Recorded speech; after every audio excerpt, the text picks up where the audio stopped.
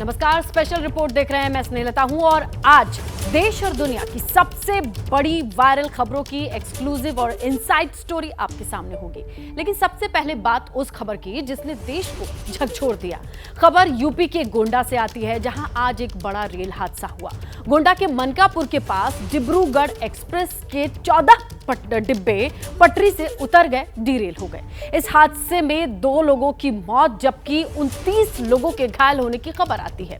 गोरखपुर अग्निशमन विभाग के उप निदेशक जसवीर सिंह ने बताया और उसके आधार पर जो बड़ी खबर निकल करके सामने आई वो ये है कि घटनास्थल पर राहत बचाव का कार्य पूरा हो चुका है। अब रेलवे दुर्घटना की जांच करेगा, हादसे के कारणों की अब पड़ताल होगी। ये इस वक्त की बड़ी खबर है। तो देखिए, इस पूरे मामले पर अब बताया जा रहा है कि राहत और बचाव का कार्य जो है वो पूरा हो चुका है और बताया ये जा रहा है कि जिस वक्त ये हादसा हुआ, घटनास्थल पर जोर से चीख पुकार मचने लगी। यात्रियों का तमाम सामान अभी भी घटनास्थल पर पड़ा हुआ है, बिखरा हुआ है। क्या कंडीशन है, सीधे चलते हैं अपने सहयोगी संजय त्रिपाठी के पास और उनसे जानकारी लेते हैं कि आज दोपहर के बाद से संजय, जिस तरीके से मनकापुर के पास चीख पुकार मची, अब क्या सिचुएशन, राहत बचाव का कार्य बताया जा रहा है खत्म हो गया है?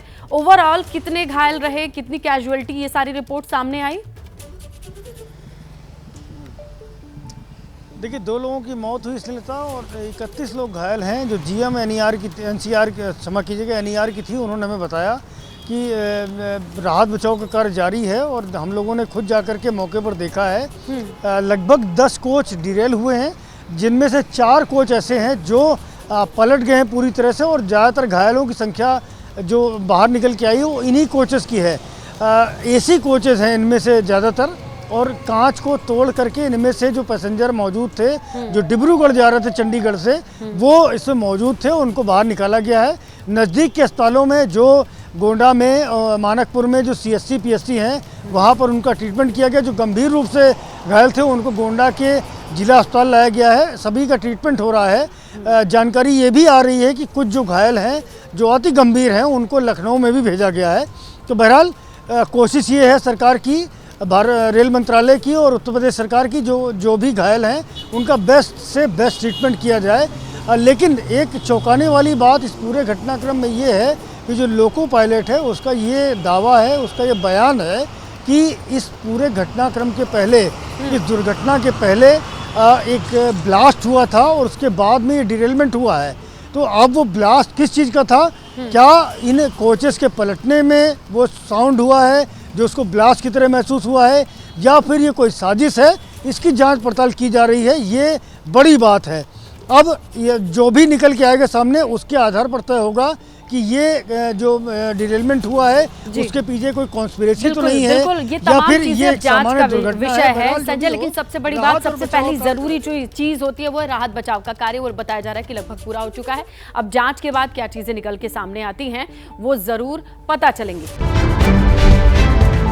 नीट यूजी परीक्षा में हुई गड़बड़ी पर आज सुप्रीम कोर्ट का बड़ा अंतरिम आदेश सामने आया है। कोर्ट ने कहा है कि जो भी छात्र परीक्षा में हाजिर हुए हैं सभी के नंबरों को सार्वजनिक कर दिया जाए, पर एक बात का ध्यान रखा जाए कि उनकी पहचान सामने न आ पाए। सुप्रीम कोर्ट ने एनटीए को रिजल्ट जारी करने के लिए शनिवार 12 बजे तक की डेडलाइन दी है। अंतरिम आदेश के साथ सुप्रीम कोर्ट ने कहा, इससे ये पता चलेगा कि किस सेंटर पर क्या रिजल्ट रहा, क्योंकि 4 जून को नतीजा आने के बाद से ही कई सेंटर सवालों में हैं। सीबीआई की जो रिपोर्ट आई है वो रिपोर्ट सुप्रीम कोर्ट के आदेश के बाद भी हमारे साथ शेयर नहीं करी गई है। इसीलिए हमने कहा कि क्योंकि ईओयू पटना की जो रिपोर्ट है वो रिपोर्ट ऑनरेबल सुप्रीम कोर्ट के आगे नहीं है। ऑनरेबल सुप्रीम कोर्ट ने उसे समन करी क्योंकि उसमें ईओयू की रिपोर्ट में बड़ा क्लियर कट मेंशन है कि एक रात पहले उनको प्ले स्कूल के अंदर ठहरा के पेपर रटाया गया था, जो ये प्रूव करता है कि पेपर जो एनटीए और यूनियन ऑफ इंडिया गलत स्टैंड ले रही है, पेपर 5 से पहले लीक हो चुका था। इससे पहले सुप्रीम कोर्ट में याचिकाकर्ताओं के वकील नरेंद्र हुड्डा और एनटीए का पक्ष रख रहे सॉलिसिटर जनरल तुषार मेहता की ओर से कई दलीलें दी गई। कोर्ट में याचिकाकर्ताओं ने नीट परीक्षा को रद्द कर दोबारा एग्जाम कराने की मांग की, जिस पर सीजेआई डीवाई चंद्रचूड़ ने कहा, याचिकाकर्ताओं को यह साबित करना होगा कि परीक्षा में गड़बड़ी बड़े पैमाने पर हुई है और परीक्षा रद्द करने के अलावा कोई चारा नहीं है। जिस पर याचिकाकर्ताओं के वकील नरेंद्र हुड्डा ने कहा, इस मामले में दागी और बेदाग छात्रों को अलग करना मुश्किल है। वहीं सॉलिसिटर जनरल तुषार मेहता ने दलील दी, जितने छात्र दोबारा परीक्षा की मांग कर रहे हैं उतने ही छात्र दोबारा परीक्षा नहीं चाहते। सॉलिसिटर जनरल तुषार मेहता ने कोर्ट में पेपर लीक की जगह ब्रीच शब्द का इस्तेमाल किया। उन्होंने पेपर ब्रीच की बात कबूल की। तुषार मेहता ने कहा, परीक्षा में गड़बड़ी एक सेंटर पर हुई। परीक्षा के दिन सुबह 8:02 से 9:23 के बीच जब लॉकर खुला तो एक व्यक्ति अंदर गया और फोटो खींचकर बाहर आ गया। उनका है कि कहीं जब वो सेंटर पे पहुंचा है उस दौरान कोई फोटो खींच के सीसीटीवी फुटेज का जिक्र कर रहे हैं कि किसी ने फोटो खींच के करा है, जिस पे सुप्रीम कोर्ट ने कहा है कि अगर पेपर 8 बजे से लेके सुबह 9:23 तक के बीच में है तो सिर्फ इस 45 मिनट के समय में पेपर को सॉल्व करना, अपने आप में 180 सवालों को सॉल्व करना, वो भी डिफरेंट तरह के सब्जेक्ट्स पे है। यानी सुप्रीम कोर्ट के सामने सरकारी वकील की ओर से कबूल किया गया कि परीक्षा में गड़बड़ी हुई है। अब सुप्रीम कोर्ट ये जानना चाहता है कि धांधली कितने बड़े पैमाने पर हुई। क्या जो पेपर लीक या सरकारी वकील की भाषा में पेपर ब्रीच हुआ उसे कहां-कहां सर्कुलेट किया गया। इस मामले में सोमवार सुबह 10:30 बजे एक बार फिर सुप्रीम कोर्ट में सुनवाई शुरू होगी। पहले 8 जुलाई, फिर 11 जुलाई और आज 18 जुलाई। नीट मामले में हुई गड़बड़ी में आज देश के सर्वोच्च न्यायालय में तीसरी बार सुनवाई हुई। सीजीआई ने बड़ी टिप्पणी करते हुए कहा है कि इसमें कोई शक नहीं कि पेपर लीक की जो घटना है वो हजारीबाग और पटना में इसको अंजाम दिया गया है। अब देखना ये है कि इस मामले में कितने बड़े पैमाने पर धांधली हुई है। देश और दुनिया में बरसात के कहर के कई वीडियो सामने आए हैं। असम से लेकर कोरिया तक आसमानी आफत के आगे जिंदगी सरेंडर मोड में है और पानी की मनमानी कैमरे में कैप्चर हो गई है। रेस्क्यू का यह हैरान करने वाला वीडियो मोरेना का है, जहां पिकनिक का शौक जान के लिए संकट बन गया।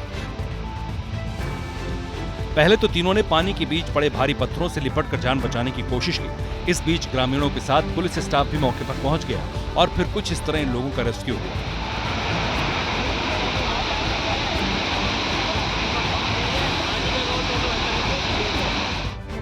अब रुद्रप्रयाग और मसूरी में लैंडस्लाइड की दहशत देखिए। मसूरी गलोगी पावर हाउस जाने वाला रास्ता लैंडस्लाइड की वजह से बंद है। करीब 15 मीटर का हिस्सा क्षतिग्रस्त हुआ है। तो वहीं रुद्रप्रयाग में केदारनाथ हाईवे की तरफ भारी मलबा आने से काफी देर तक रास्ता बंद रहा। इंसान तो इंसान, जानवर भी नहीं समझ पा रहे कि मानसून में जान कैसे बचाएं। तस्वीरें यूपी के लखीमपुर खीरी की हैं, जहां 5 तहसीलों में बाढ़ ने तबाही का मीटर बढ़ा दिया है। दुधवा नेशनल पार्क में तो इतना पानी जमा है कि जानवर जान बचाने के लिए ऊंची जगहों की ओर भाग गए।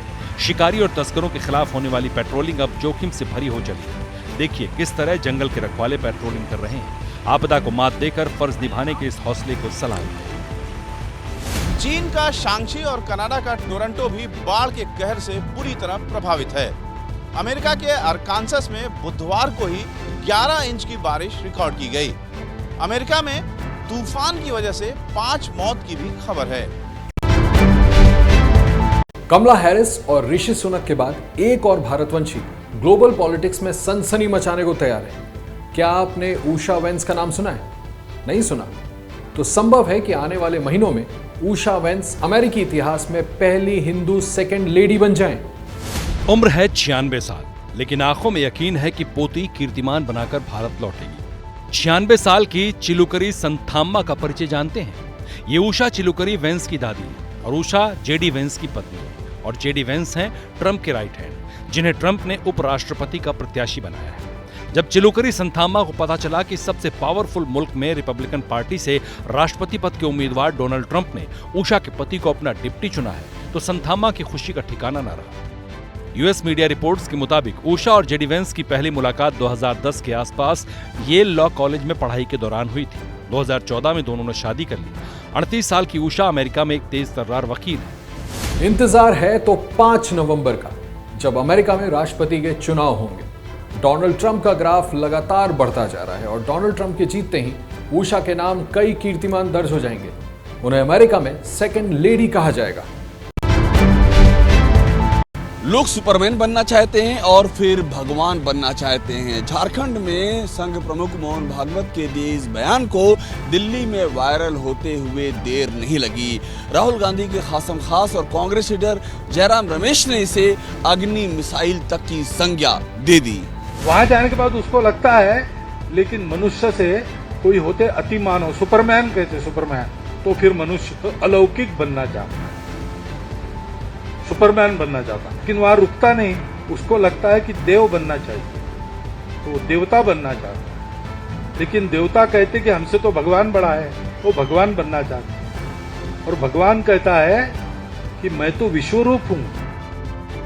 संघ प्रमुख मोहन भागवत का ये बयान किसके लिए था, उनका इशारा किस ओर था, ये तो वही जाने। लेकिन कांग्रेस नेता जयराम रमेश को मोहन भागवत के बयान में पीएम मोदी के लिए भी नसीहत नजर आती है।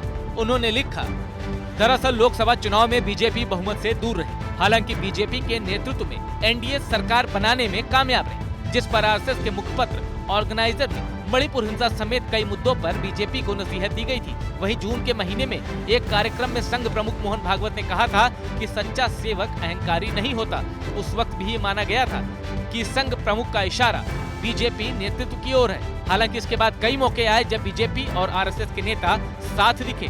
जून के महीने में ही संघ प्रमुख मोहन भागवत सीएम योगी से मिले थे। वहीं विपक्ष, खासकर कांग्रेस का इशारा बीजेपी और आरएसएस के बीच रिश्तों में तल्खी की ओर है। ऐसा लगता है कि 4 जून के बाद से मोहन भागवत के बयान को बीजेपी से ज्यादा ध्यान से कांग्रेस सुन रही है। वो बार बार संघ प्रमुख मोहन भागवत के बयान को कोट करके बीजेपी और पीएम पर अटैक करने का कोई भी मौका नहीं छोड़ रही है। वो इस बात को स्थापित करना चाहती है कि बीजेपी और संघ में सब कुछ ठीक नहीं है। कश्मीर में इंडियन आर्मी के सौजन्य से कुछ ऐसी तस्वीरें सामने आ रही हैं जिन्हें देखकर पाकिस्तान को मिर्ची लग रही है। कश्मीर की बेटियां अलगाववाद का अतीत भुलाकर अब इंडियन आर्मी के एक प्रयास को मकाम तक पहुंचाने में जुट गई है। तस्वीरों पर गौर कीजिए।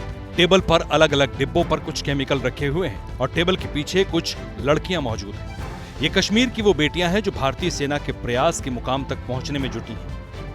दरअसल भारतीय सेना का प्रयास कश्मीर की तरक्की, बेरोजगार लड़कियों को स्वावलंबी बनाने की दिशा में बड़ा कदम है। ये सभी गुरेज घाटी में मौजूद भारतीय सेना के कौशल प्रशिक्षण केंद्र में हरमुख सीन ब्रांड के तहत साबुन, डिटर्जेंट बनाती हैं और फिर इन्हें स्थानीय बाजार में बेचती हैं। यहाँ पे ये डिटर्जेंट सेंटर जो है ये पिछले 3 साल से चल रहा है। ये इंडियन आर्मी का एक इनिशिएटिव है और हीलिंग टेस्ट फाउंडेशन और इंडियन आर्मी का एक जॉइंट वेंचर है गर्ल्स के स्किल डेवलपमेंट के लिए, वुमेन एम्पावरमेंट के लिए। पिछले 3 साल से हमने काफ़ी कुछ सीखा है, डिटर्जेंट बना रहे हैं। आज इसके लिए हमारी रजिस्ट्रेशन हो चुकी है कोऑपरेटिव सोसाइटी में। मौजूदा वक्त में भारतीय सेना के प्रशिक्षण केंद्र में 12 लड़कियां ट्रेनिंग ले रही हैं। ये तस्वीरें सीमा पार बैठे आतंक के आकाओं को सीधा संदेश है कि अब कश्मीर बदल रहा है, घाटी में विकास का सूरज उदय हो रहा है। ट्रेनिंग सेंटर में प्रशिक्षण ले रही कश्मीर की बेटियों का कहना है कि पहले वो सिर्फ घरेलू काम तक सीमित थी, लेकिन अब भारतीय सेना के ट्रेनिंग सेंटर में नई नई चीजें सीख रही हैं, जिससे उनके लिए कमाई के नए रास्ते खुल रहे हैं।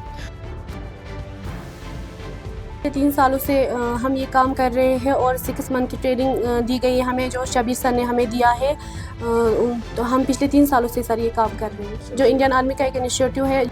जम्मू कश्मीर में भारतीय सेना की कोशिश सीमा पार से हो रही आतंकी घटनाओं को रोकने के साथ ही स्थानीय लोगों को, खासकर महिलाओं की स्थिति में सुधार लाने की है। और गुरेज में मौजूद भारतीय सेना का कौशल प्रशिक्षण केंद्र इस दिशा में बड़ा कदम साबित हो रहा है। लेकिन भारतीय सेना का ये कदम आतंकियों को पालने वाले पाकिस्तान को परेशान कर रहा है।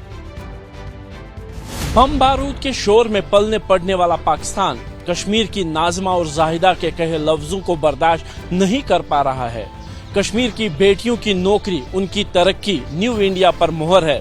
कश्मीर और दिल्ली की एकता का एक प्रतीक है और पाकिस्तान के मंसूब पर सबसे बड़ा हमला है।